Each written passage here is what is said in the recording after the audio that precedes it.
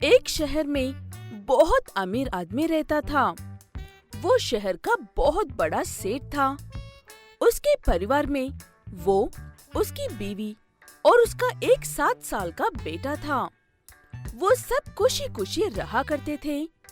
सेठ अपने बीवी बच्चे से बहुत प्यार करता था। एक दिन जब सेठ अपने बेटे साइरब को लेने के लिए स्कूल जाता है, तब वो देखता है कि उसके स्कूल के बाहर एक लड़का गुब्बारे बेच रहा था। वो लड़का सेठ के पास आकर उनको बोलता है कि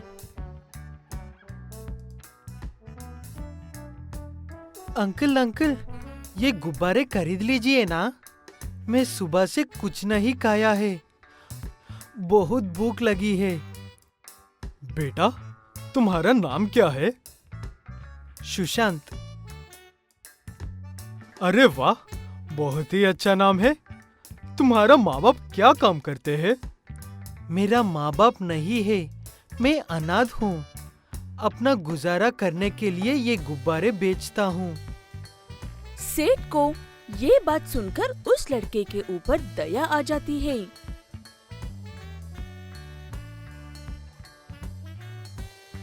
बेटा, अब तुम ये काम नहीं करोगे। अब से मैं तुम्हें गोद लेता हूँ और मैं तुम्हें पालूंगा। सुशांत ये सुनकर बहुत खुश हो जाता है और फिर सेठ उसे अपने साथ अपने घर ले जाता है। जब ये बात सेठ की बीवी को पता चलती है तो वो भी खुश होती है। उस वक्त साइरब भी बहुत खुश था क्योंकि उसके कोई साथी मिल गया था। सेठ सुशांत का एडमिशन साइरब के स्कूल में ही कर देता है। सुशांत पढ़ने में बहुत अच्छा था, जबकि साइरब सिर्फ मस्ती करता रहता था। सुशांत सेठ की बहुत इज्जत करता था। वो सबके प्रति अच्छा व्यवहार रखता था। सेठ भी सुशांत की बहुत देखभाल करता था। देखते देखते साइरब और सुशांत बड़े हो गए। वक्त के साथ साथ साइरब जितना लापरवाह हो रहा था, सुशांत उतना ही जिम्मेदार और समझदार हो रहा था। क्योंकि सुशांत को पढ़ने में बहुत शौक था, इसलिए सेठ उसे पढ़ने के लिए देश के बाहर भेज देता है और साइरब को अपने पास ही काम करने के लिए रख लेता है। ये बात साइरब को बिल्कुल अच्छी नहीं लगती है। एक दिन साइरब सेठ से इसके बारे में बात करने के लिए जाता है। पापा, ये आपने क्या किया? आपने तो सुशांत को पढ़ने के लिए देश के बाहर भेज दिया और मुझे अपने साथ ही ये काम करवा रहे हो। हाँ, मैंने उसे देश के बाहर इसीलिए भेजा क्योंकि वे पढ़ने में अच्छा है, और तुम तो और ही लापरवाह हो रहे हो। ये बात साइरब को बहुत चुभती है और उसके मन में सुशांत के प्रति नफरत की भावना आ जाती है।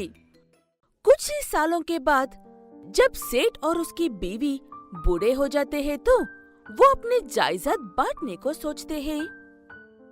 तो क्या सोचा है आपने? क्या करना है जायदाद को? सोचना क्या है, आधी जायदाद सौरभ के नाम और आधी जायदाद सुशांत के नाम पर। तभी साइरब वहाँ आ जाता है। आप ये क्या कर रहे हो? आधी जायदाद सुशांत के नाम पर? आप ऐसे कैसे कर सकते हो? आखिर वो लगता क्या है आपको जो आप उसे आधी जायदाद दे रहे हैं? बस बहुत हो गया तुम्हारा। वो भी मेरे बेटे की तरह है। मैं कभी भी इसे अपने असली बेटे से कम नहीं माना। पापा, बातों से सच्चाई नहीं बदल जाती। वो एक अनाथ है और मैं आपका असली बेटा हूँ, और आप उसे जरूरत से ज्यादा दे रहे हैं।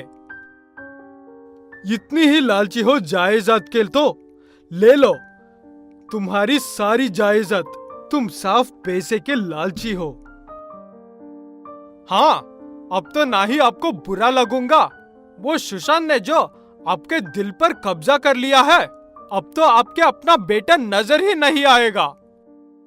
सेठ को ये बात बिल्कुल अच्छी नहीं लगती है और वो गुस्से में साइरप को चाटा मार देता है। इसी बात से गुस्सा होकर साइरप सेठ को और अपनी माँ को घर से बाहर निकाल देता है।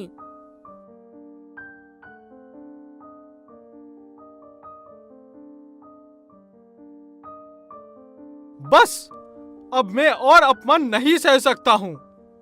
अब चले जा यहाँ से। सेठ भी गुस्से में वहाँ से चला जाता है और अपनी पत्नी को भी साथ में लेकर चला जाता है। लेकिन उनका और कहीं ठिकाना नहीं होता है, तो इसलिए वो फुटपाथ पर सो जाते हैं। उसकी अगली सुबह ही सुशांत अपनी पढ़ाई पूरी करके वापस घर आ रहे थे। घर वापसी में रास्ते में जब वो ये देखता है कि सेठ और उसकी पत्नी फुटपाथ में रहा है, तो भागता हुआ गाड़ी से उतारकर उनके पास जाता है और उनको उठाकर अपनी गाड़ी में ले जाता है। जब वो दोनों नींद से जाग जाते हैं, तो वो सुशांत को देखकर बहुत खुश हो जाते हैं।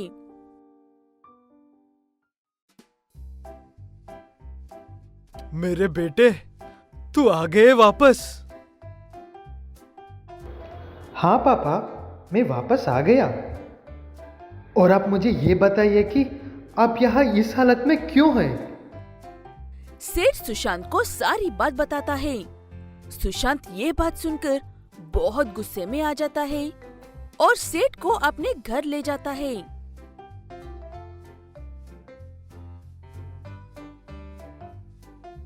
आज से आप मेरे घर में रहोगे। जिस माँ बाप ने मुझे मेरी जीवन अच्छी तरह से जीना का मौका दिया, मैं उसे इसी हालत में कभी नहीं देख सकता। हाँ बेटा, आज से तू ही मेरा एकलौता बेटा है। और फिर सेठ अपनी बीवी के साथ सुशांत के साथ खुशी खुशी रहने लगते हैं। हमेशा की तरह इस बार की गर्मियां भी बहुत तेज है। रमेश और उसके कुछ साथियों ने चमनलाल के पास एक काम का वादा सर्दियों के मौसम में किया था, जो अब तक पूरा नहीं हुआ है।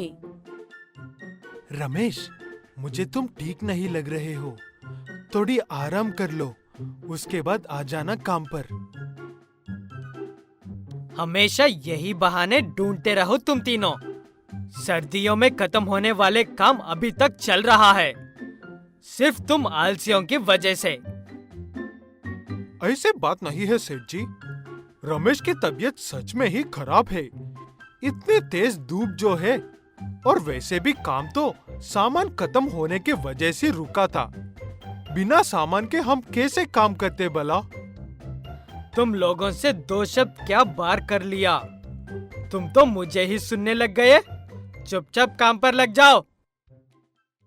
ऐसे कहते हुए चमनलाल वहाँ से चला जाता है। सुरेश और गणेश के घर गांव के बीच में है और उनके घरों के पास एक एक पेड़ भी है, इसलिए वो इन गर्मियों में भी खुद को संभाल रहे हैं। लेकिन रमेश का घर गांव के घरों से बहुत दूर है और उसके घर के आसपास एक पेड़ भी नहीं है, इसलिए रमेश और उसका परिवार इस गर्मी को बर्दाश्त नहीं कर पाते हैं।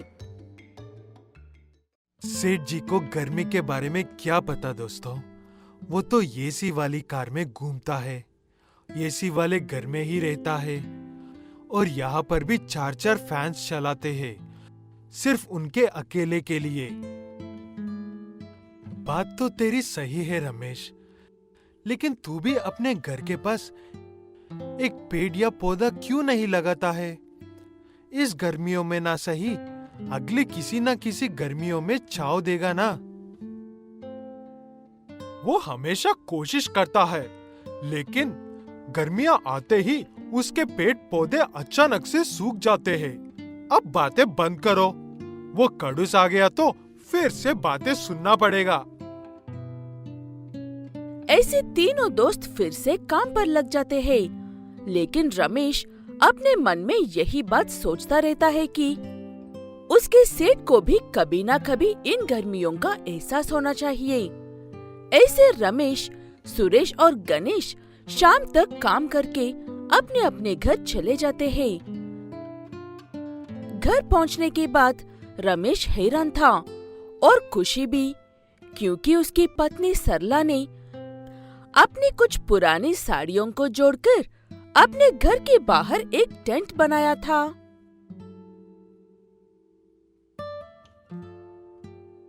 हम सिर्फ देखते ही रहेंगे या कुछ कहेंगे भी? दिन भर गर्मी रहती है, लेकिन रात को थोड़ी सी तो ठंडी हवा जरूर आएगी ना। इसलिए मैं अपने लिए और बच्चों के लिए ये बनाया है। ठंडी हवा भी आएगी और मच्छर से भी बच जाएंगे। लेकिन इसमें से एक तो नई साड़ी है ना? तुमने अपनी नई साड़ी को इसमें रखकर सिल दिया। ऐसे कहते हुए रमेश दुखी हो रहा था। सरला उसे समझाकर दुखी होने की बजाय खुश होने को कहती है। ऐसी उनकी वो रात अच्छे से गुजार जाती है। अगले दिन सुबह होते ही गांव में ये ऐलान होता है। सुनो सुनो और सुनकर निकाल लो। आज सुबह ठीक 10 बजे से लेकर 3 दिन बाद सुबह 10 बजे तक गांव में बिजली नहीं रहेगी। ये बात सुनकर बिजली के सहारे रहने वालों के होश उड़ जाते हैं। बिजली जाने के कुछ देर बाद ही सारे गांव वाले पेड़ों के नीचे जाकर बैठ जाते हैं। लेकिन चमनलाल तो धनवान है, वो उनके साथ पेड़ के नीचे नहीं बैठ सकता है और ना ही उस गर्मी में रह सकता है। हमेशा एसी में रहने वाले चमनलाल के माथे से अब पसीना आने लगा था। वो और उसका परिवार गर्मी को बर्दाश्त नहीं कर पा रहे थे। तभी चमनलाल को रमेश का ख्याल आता है। थोड़ी देर बिजली ना होने पर इतना बुरा हाल है। पता नहीं वो रमेश हमेशा इस गर्मी में कैसे रह लेता है, या फिर उसके पास परेशान होने के अलावा और कोई रास्ता नहीं होता है।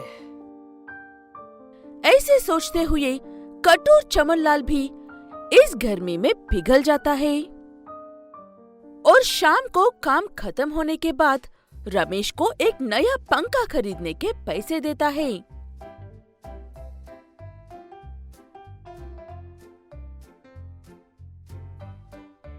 ओए रमेश, इधर आओ। ये कुछ पैसे है, इनसे एक नया पंखा खरीद लेना। और याद रहे, ये बात सिर्फ हम दोनों के बीच में ही रहनी चाहिए। मैं सबकी मदद नहीं कर सकता हूँ, कंजूस जो हूँ। ऐसे एक धनवान को गरीब की तकलीफ का अंदाजा लगते ही अकल आती है और रमेश नए पंखे के नीचे अपने परिवार के साथ सुकून से सो जाता है।